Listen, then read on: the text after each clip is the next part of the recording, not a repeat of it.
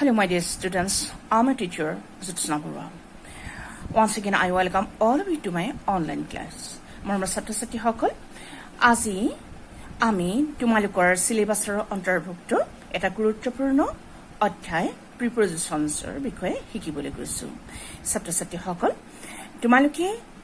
এটা কথা জানি ভাল পাবা যে প্ৰিপজিশনছ হৈছে তোমালোকৰ ইংলিছ গ্ৰামাৰখনৰ এটা অত্যন্ত গুৰুত্বপূৰ্ণ অধ্যায়। And it is one of the most complicated and lengthy chapter of English grammar. এই কথাটো তোমালোকে মন কৰিবা যে প্ৰিপজিশন হৈছে ইংলিছ গ্ৰামাৰখন এটা কমপ্লিকেটেড চেপ্টাৰ আৰু লেংদি চেপ্টাৰ, যথেষ্ট দীঘলীয়া এটা চেপ্টাৰ। আৰু এই কাৰণে ইয়াক কমপ্লিকেটেড বুলি কোৱা হয় কাৰণ একেটা প্ৰিপজিশনে বিভিন্ন স্থানত বিভিন্ন সময়ত বেলেগ বেলেগ ফৰ্মত বহে আৰু বেলেগ বেলেগ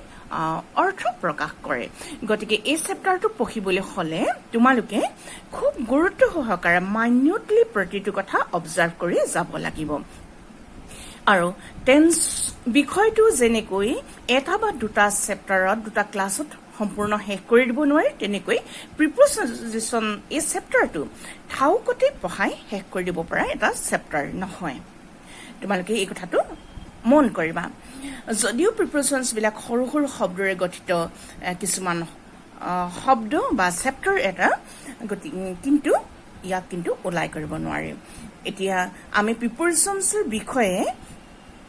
কিছু বিস্তৃতভাৱে জানো আহাচোন। মই প্ৰিপজিশনৰ বিষয়ে ইন্ট্ৰডাকশ্যনটো তোমাক দিলো তোমালোকক, যে তোমালোকে কথাবিলাক হৃদয়ংগম যাতে কৰিব পাৰা। ছাত্ৰ-ছাত্ৰীসকল, তোমালোকৰ সুবিধা হোৱাকৈ আৰু লগতে তোমালোকক ক্লাছটো ইম্পাৰ্ট কৰিব পৰাকৈ, অৰ্থাৎ পাঠদান কৰিব পৰাকৈ সুবিধা হোৱাকৈ মই কথাকেইটা কিছু লিখি লৈছো। ইংৰাজী অসমীয়া দুইটা ভাষাতে লিখি লৈছো আৰু তোমালোকে কথাবিলাক মন কৰিবা হওক। আৰু অত্যন্ত এটা গুৰুত্বপূৰ্ণ পাঠ, আৰু তোমালোকে এই পাঠটো কিন্তু খুব এটেনশ্যন দি শুনিব লাগিব। ইয়াত মই তোমালোকৰ বাবে লিখি লৈছো প্ৰিপজিশনছ পাৰ্ট 1, অৰ্থাৎ এইটো পাৰ্ট 1 বুলি মই ধৰি লৈছো। এটা ইন্ট্ৰডাক্টৰী পাৰ্টৰ দৰে হ'ব তোমালোকৰ বাবে, আৰু ইয়াৰ পাছত পৰ্যায়ক্ৰমে মই তোমালোকক শিকাই যাম। মই কৈ গলো অলৰেডি ইটছ আ very complicated chapter and one of the language chapter of English grammar. গতিকে তোমালোকে এই কথাবিলাক গুৰুত্ব বুজিবা। ইয়াত মই লিখি লৈছো prepositions are mainly of two types. যে প্ৰিপজিশনছ কিমান প্ৰিপজিশনছ আছে তাৰ ঠিকনা নাই, তাৰ ভিতৰতে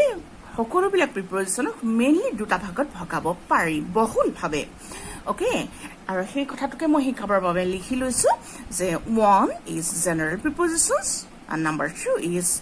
appropriate preposition. এতিয়া দুটা ভাগ হৈছে, বহুলভাৱে ভাগ কৰা ভাগ দুটা হৈছে। এটা হৈছে জেনাৰেল প্ৰিপজিশনছ, যিটো সাধাৰণ প্ৰিপজিশনছ আমি শিকাব পাৰো। অন মানে কি, ইন মানে কি, বাই মানে কি, কিন্তু সেই ৱৰ্ডকেইটা সদায় অন ইন বাই হৈ নাথাকে। Next appropriate prepositions. এই প্ৰিপজিশনছটো এপ্ৰপ্ৰিয়েট পজিশ্যনতহে বহিব। এতিয়া আমি প্ৰথমতে তোমালোকৰ সুবিধা হোৱাকৈ মই কেৱল জেনেৰেল প্ৰিপজিশনছবিলাক পঢ়াম আৰু বুজাবলৈ চেষ্টা কৰিম তোমালোকৰ সকলোকে। আৰু মই বুজাই যোৱাৰ লগে লগে তোমালোকক মই হোম এছাইনমেণ্ট দিম, হোমৱৰ্ক দিম, তোমালোকে কিন্তু মোক ছাবমিট কৰি দিব লাগিব। অন্যথা মই নেক্সট ক্লাছটোত কেনেকৈ আগবাঢ়িব লাগিব, কেনেকৈ আগবঢ়াই নিব লাগিব, তোমালোকৰ অগ্ৰগতি কিমান হৈছে, এইখিনি কথা মই বুজি নাপাম। অ'কে, চ' এতিয়া তেতিয়াহ'লে জেনেৰেল প্ৰিপজিশনত আমি সোমাওঁ আহা। মই তোমালোকৰ বাবে লিখি লৈছো now we will start with general prepositions. Okay, এতিয়া জেনেৰেল প্ৰিপজিশনেৰে আমি আৰম্ভ কৰিম। চাম এক্সাম্পলছ অফ জেনেৰেল প্ৰিপজিশন। কোনবিলাক প্ৰিপজিশনক জেনেৰেল প্ৰিপজিশনছ বুলি কোৱা হয়, মই কেইটামান এক্সাম্পল তোমালোকৰ বাবে লিখি ৰাখিছো। So' my mother is working in the kitchen. Okay, next your books are on your table. There is a playground in front of our school. তোমালোকে মাৰ্ক কৰিছানে ছাত্ৰ-ছাত্ৰীসকল? ইয়াত মই ৰেড ইংকেৰে হাইলাইট কৰি দিছো এই ৱৰ্ডকেইটা। In, on, in front of. কোনোবাটো একেবাৰে সৰু অকণমানি ৱৰ্ড, কোনোবাটো আকৌ অকণমান দীঘলীয়া ৱৰ্ড, দুটা তিনিটা ৱৰ্ডৰে ফৰ্ম হৈছে হলেও এই আটাইকেইটা কিন্তু জেনেৰেল প্ৰিপজিচনৰ অন্তৰ্ভুক্ত ইয়াক এইকাৰণে জেনেৰেল প্ৰিপজিচন বুলি কোৱা হয় কাৰণ তাৰ অৰ্থটো কি আমি কৈ দিব পাৰো ওকে এইটো ক'ত বহিব সাধাৰণভাৱে সকলো ছাত্ৰ ছাত্ৰীকে বুজাই দিব পৰা কিছুমান প্ৰিপজিচন গতিকে ইহঁতক জেনেৰেল প্ৰিপজিচন বুলি কোৱা হয় বুজিলেনে It is ওপৰত মই লিখিছো যে ওপৰত ৰেড ইংকেৰে লিখা আৰু ৰেড লাইন টনা ৱৰ্ড বিলাকি হ'ল প্ৰিপজিচন ওকে এতিয়া I have written one definition for you so let's go through it A preposition is a word placed before a noun or a pronoun to show its relations with some other words in the sentence. তোমালোকে বুজিছানে? Once again, I'm repeating the sentence. A preposition is a word placed before a noun or a pronoun. Where it is placed then? It is placed before. এই প্ৰতিটো ৱৰ্ডে একোটা গুৰুত্বপূৰ্ণ word গতিকে মই তোমালোকক underline কৰি দেখাইছো placed before where to place চাওচোন কৰ কি আগত হয় before a noun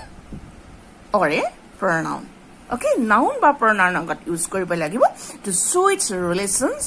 with some other words in the sentence okay এতিয়া বাক্যত আন শব্দৰ লগত সম্পৰ্ক দেখাবলৈ ব্যৱহাৰ কৰা কিছুমান ৱৰ্ড হ'ল প্ৰিপজিচনছ এতিয়া ইয়াত মই তোমালোকৰ বাবে অসমীয়াত লিখি দিছো তোমালোকে লিখি লবা নিজৰ নিজৰ কপিত এই কথাকিটা যিবিলাক ৱৰ্ডে নাউন বা প্ৰনাউনৰ আগত বহি বাক্যত সিহঁতৰ বিশেষ সম্পৰ্ক দেখুৱাই সেই ৱৰ্ডবিলাককে প্ৰিপজিচন বোলে আকৌ মাৰ্ক কৰিবা যিবিলাক ৱৰ্ডে নাউন বা প্ৰনাউনৰ আগত বহি বাক্যত বিশেষ সম্পৰ্ক দেখুৱাই সেই ৱৰ্ডবিলাককে প্ৰিপজিচনছ বোলে অকে এই ইংৰাজীত ৰেড ইংকেৰে লিখা যিকেইটা ডেফিনিশ্যন যিটো ডেফিনিশ্যন লিখিলো সেই একেখিনি কথাৰে তৰ্জমা হ'ল অসমীয়াত অকে ইয়াত এই ৱৰ্ডবিলাকক প্ৰিপজিচনছ বুলি কিয় কোৱা হয় কিয় তাক বেলেগ এটা নাম নিদিলে তাৰ কাৰণো আছে সেই কথাটো জানিব লাগিব যে মই ইয়াত লিখিছো সাৰ্চ ৱৰ্ডছ আৰ কল্ড প্ৰিপজিচনছ এই ৱৰ্ডবিলাকক প্ৰিপজিচনছ বুলি কোৱাৰ কাৰণ কি Such words are called prepositions because they take their positions generally before the nouns or pronouns. সিহঁতক এই কাৰণে prepositions বুলি কোৱা হয় কাৰণ সিহঁতে noun বা pronounৰ আগতহে বহে সাধাৰণতে প্ৰি মানে হৈছে আগত প্ৰি ৱৰ্ডটোৰ মিনিং হৈছে আগত আৰু কিহৰ আগত বহে noun বা pronounৰ আগত বহে so here generally used before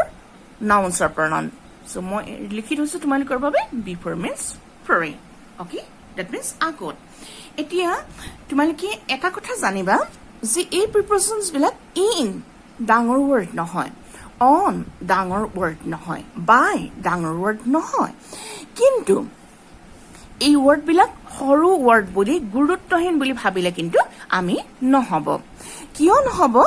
মই তাৰ কাৰণটো তোমালোকক কৈছো আৰু মই তোমালোকৰ সুবিধা হোৱা কৈ লিখিছো যাতে তোমালোকে এই পাঠটোৰ প্ৰিপজিচন পাঠটোৰ গুৰুত্ব কিমান আৰু এই সৰু সৰু দেখাত অকনমানি যেন লগা ৱৰ্ড বিলাকৰ কিমান শক্তি আছে অৰ্থাৎ শব্দৰ শক্তি কেতিয়া থাকিব শব্দ এটা ভাৱ প্ৰকাশ কৰিব Okay, ভাৱ প্ৰকাশৰ এটা ডাঙৰ ইনস্ট্ৰুমেন্ট হ'ল শব্দ গতিকে শব্দ এটা ইফাল হলে বা শব্দটা প্ৰপাৰ প্লেছত নবহিলে কেনেকুৱা ধৰণৰ কথা হয়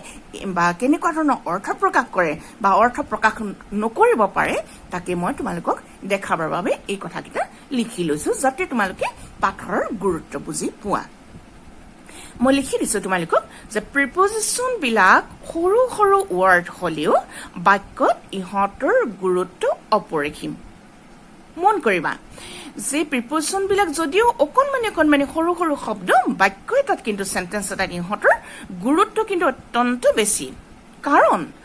যথাস্থানত অৰ্থাৎ য'ত বহাব লাগে তাত যদি তোমালোকে প্ৰিপজিচন নবহুৱা তেতিয়া হলে কিন্তু তাৰ অৰ্থ বেলেগ হ'ব ইয়াত মই লিখিছো কাৰণ যথাস্থানত প্ৰিপজিশ্যন এটা নবহালে বা উপযুক্ত প্ৰিপজিশ্যনৰ ঠাইত আন এটা প্ৰিপজিশ্যন বহালে বাক্যটোৰ অৰ্থই সম্পূৰ্ণ সলনি হৈ যোৱাৰ সম্ভাৱনা থাকে তাৰ এই সেন্টেন্সটোৰ অৰ্থটো কি যে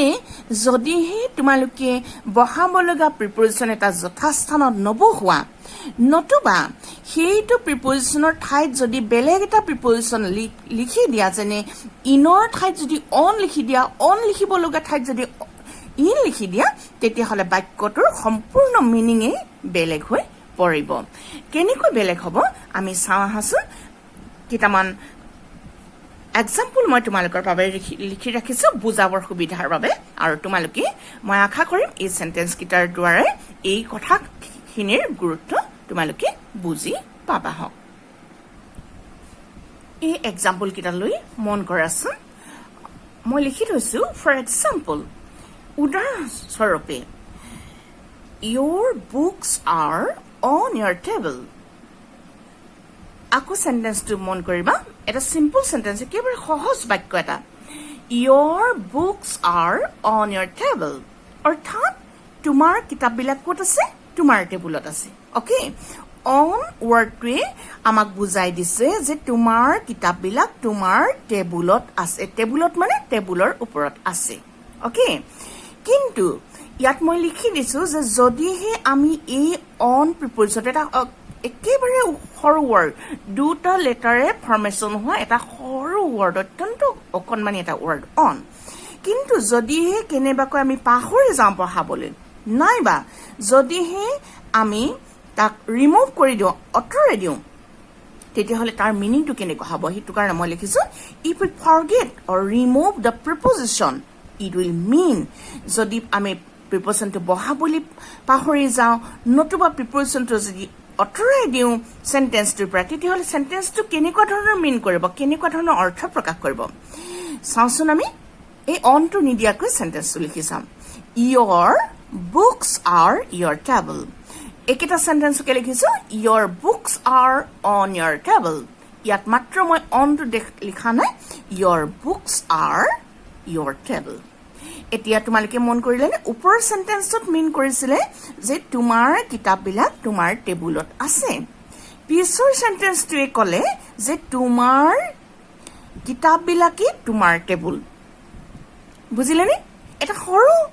সেন্টেন্স আৰু এটা সৰু ৱৰ্ডে কেনেকৈ অৰ্থত সাংঘাতিক ধৰণৰ পাৰ্থক্য আনি দিব পাৰে দুই নম্বৰ সেন্টেন্সটো গতিকে কি কৰিলে প্ৰিপজিশ্যনটো উঠাই দিয়াৰ কাৰণে বা পাহৰি দিবলৈ যদি পাহৰি যোৱা কি হ'ব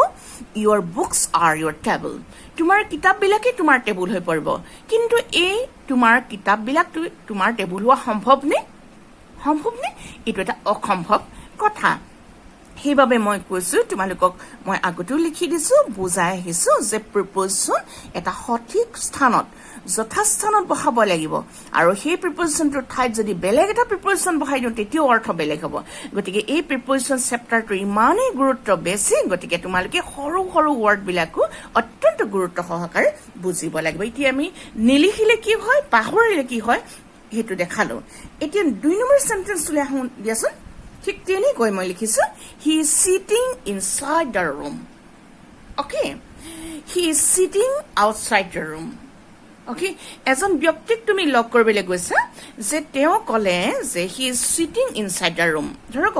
অফিচ এটালৈ গৈছে এজন ব্যক্তিক লগ কৰিবৰ বাবে বা অফিচাৰজনক লগ কৰিবলৈ যে ৰুমটো দেখাই ক'লে যে হি is cheating inside the room আপুনি যোৱা বা তুমি যোৱা তেখেত ৰুমৰ ভিতৰতে বহি আছে অকে কিন্তু তুমি ভাবিলা ইনচাইড ৱৰ্ডটো নাজানি তুমি ভাবিলা he is sitting outside the room এতিয়া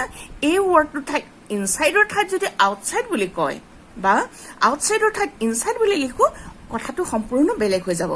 হয়নে যে তুমি যদি মানুহজনক ভিতৰত নিবিচাৰি বাহিৰত বিচাৰি ঘূৰি ফুৰা মানুহজনক লগ পোৱা সম্ভৱ হ'বনে কেতিয়াও আমি লগ নাপাম মানুহজনক অকে গতিকে এই সেন্টেন্সবিলাকত প্ৰিপজিশ্যনৰ গুৰুত্বটো এইটোৱে যে সিহঁতক যদি যথাস্থানত বহোৱা নহয় বা সিহঁতক যদি বহাবলৈ পাহৰি যোৱা হয় তেতিয়াহ'লে তাৰ মিনিংবিলাক বেলেগ হৈ যাব আৰু অৰ্থ সলনি হোৱাৰ উপৰিও সিহঁতে সম্পূৰ্ণ বিপৰীত অৰ্থ প্ৰকাশ কৰিব গতিকে ভিতৰত সোমাই থকা ব্যক্তি এজনক বাহিৰত বিচাৰি ফুৰিলে আমি কেতিয়াও নাপাম গতিকে ইমান ডাঙৰ এটা ভুল হৈ যাব আমাৰ যথেষ্ট কষ্ট হ'ব নহয়নে গতিকে ছাত্ৰ ছাত্ৰীসকল এই কথাখিনি আজি ইন্ট্ৰডাক্টৰী পাৰ্টত প্ৰিপাৰেচন সম্পৰ্কে কিয় আমি প্ৰিপাৰেচন চেপ্টাৰটো ভালকৈ পঢ়িব লাগে মনোযোগ দি পঢ়িব লাগে সেই কথাখিনি বুজাবৰ বাবে আজি মই এই পাঠটো তোমালোকৰ বাবে ললো আশা কৰোঁ তোমালোকে আজিৰ পাঠৰ গুৰুত্ব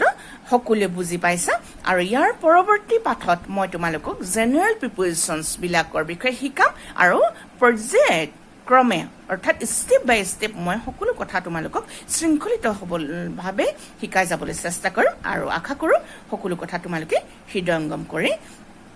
হাতে কামে কৰিব পাৰিবা তেতিয়াহ'লে আজিৰ পাঠ ইমানতে সামৰিছোঁ let me say goodbye to you have a good day and God bless you